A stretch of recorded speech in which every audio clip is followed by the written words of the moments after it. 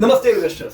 Welcome to profit from it. दोस्तों market में excitement है और आज हम बात कर रहे हैं एक ऐसे स्टॉक की जो एक राइड के लिए तैयार है। कौन सा स्टॉक है दोस्तों? वंडरला हॉलिडेज। दोस्तों वंडरला का biggest ever project Chennai Wonderla 2 दिसंबर को लॉन्च हो रहा है। क्या ये लॉन्च इस कंपनी के लिए फायदा कारक हो सकती है, हम ये डिटेल में देखेंगे।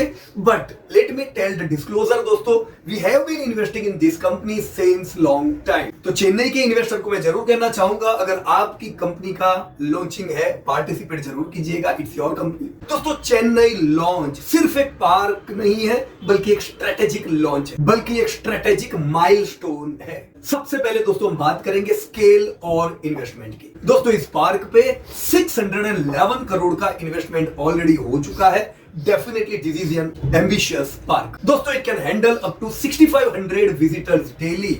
इसका सीधा मतलब एज ए इन्वेस्टर मैं समझता हूं रेवेन्यू पे बड़ी उछाल हम आने वाले समय में इस पार्क के लॉन्चिंग से देख सकते हैं। दोस्तों अब मैं आता हूं प्राइसिंग पावर पे। चेन्नई पार्क में दोस्तों इंडिया का सबसे पहला B&M इन्वर्टेड कोस्टर है, टेंजोरा है और इन वर्ल्ड क्लास राइड्स के चलते बेस टिकट प्राइस भी 1489 है, जो दोस्तों हायर ERPU को सपोर्ट करेगा, यानी एवरेज रेवेन्यू पर यूजर। इससे ओवरऑल वंडरला का इंक्रीज होगा। सेकंड दोस्तों, अब हम कह सकते हैं साउथ इंडिया में डोमिनेंस है। कैसे दोस्तों? चेन्नई के बगैर साउथ इंडिया वंडरला के लिए अधूरा था। अब जब चेन्नई में लॉन्च हो चुके हैं, हम कह सकते हैं वंडरला ने पूरे साउथ इंडिया में अपनी पकड़ को मजबूत कर लिया है, क्योंकि वो ऑलरेडी अपने होम टाउन कोची में है, बेंगलोर में है, हैदराबाद में है and now they are in Chennai. ये सारे शहर मैंने साउथ इंडिया के बताए, भुवनेश्वर तो है। So this gives them a huge competitive as over other regional players, जो हो सकता है इतनी बड़ी मात्रा में ना हो।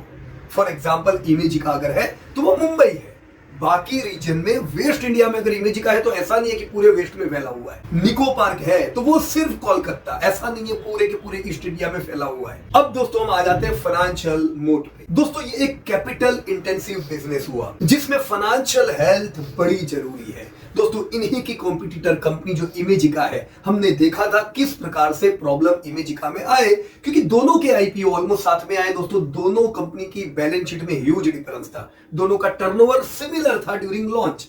पर अब वंडरला बहुत आगे निकल चुकी है। क्यों? क्योंकि बैलेंस शीट दोनों की सेम नहीं थी।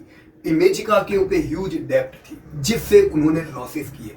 Wonderla since inception they were डेप्ट फ्री, तो कैश फ्लो इनका कंटिन्यू रहा, ये एक्सपांड दोस्तों कर सके। So yes let me tell you, Wonderla is a डेप्ट फ्री स्टेटस कंपनी। दोस्तों कंप्लीटली वंडरला डेप्ट फ्री है। उनका डेप्ट टू इक्विटी रेशियो 0.0 है। ICR यानी इंटरेस्ट कवरेज रेशियो दोस्तों 82 है। ये दोनों ही दोस्तों स्ट्रॉन्ग फाइनेंशियल्स बताते हैं। Yes this means zero financial stress. Second में आ जाता हूं दोस्तों उनकी रिसोर्ट स्ट्रेटेजी पे। दोस्तों मैनेजमेंट अब सिर्फ टिकट पे डिपेंड नहीं रहना चाहता, क्योंकि वो बड़ा ही सीजनल होता है। मैनेजमेंट दोस्तों रिसोर्ट्स पे फोकस कर रहा है और रिसोर्ट्स बना रहा है दोस्तों हैदराबाद, कोची, बेंगलोर ऑलरेडी है, चेन्नई, जिससे फूड एंड बेवरेजेस की भी रेवेन्यू उनकी ह्यूज ऐड हो सके। ये दोस्तों उनके लिए एक high margin non park revenue हुई। थर्ड है दोस्तों ग्रोथ टारगेट। दोस्तों इनका टारगेट है नॉन पार्क रेवेन्यू को 50% तक ला देना। This is a smart move for strong margins and sustainability. दोस्तों कोविड के बाद हमने रिवेंज टूरिज्म देखा, लोग बहुत घूमने गए, लोग बहुत पार्क में गए, जिससे कारण दोस्तों टर्नओवर भी इनका बहुत अच्छा बढ़ा था और 200 से 1000 तक की हमने रैली भी देखी। पर लास्ट ईयर दोस्तों इन सारे सेगमेंट में दोस्तों वीकनेस देखी गई। सॉरी, मुझे लास्ट ईयर नहीं कहना चाहिए, इस साल। दोस्तों ये पूरा साल फुटफॉल इन सब में कम रहे। वंडरला के भी फुटफॉल दोस्तों डिक्लाइन मोड में थे। फुटफॉल डिक्लाइन होंगे दोस्तों, प्रॉफिटेबिलिटी टूटेगी। दोस्तों सेल्स डाउन था ये साल, प्रॉफिट डाउन थे, इससे शेयर भी नीचे आया। जी हाँ दोस्तों, हमने शेयर को करीबन आधा करेक्ट होते देखा। पर क्यों?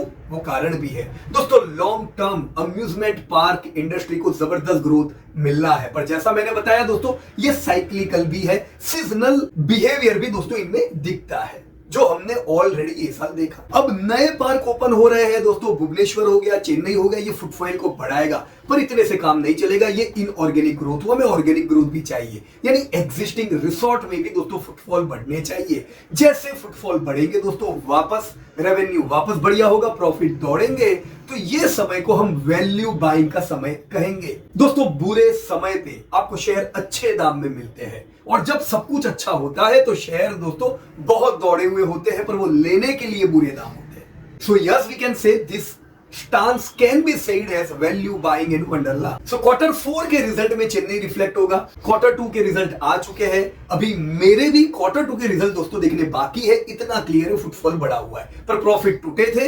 एक्सपांशंस की वजह से। बट लेटेस्ट चेक दोस्तों, ये कोई रातों रात गेम नहीं है, ये कोई शॉर्ट टर्म इन्वेस्टमेंट प्लान नहीं है। If you believe that amusement park industry is going to grow, you can have this type of company in your portfolio, but mind it, we are not tape provider.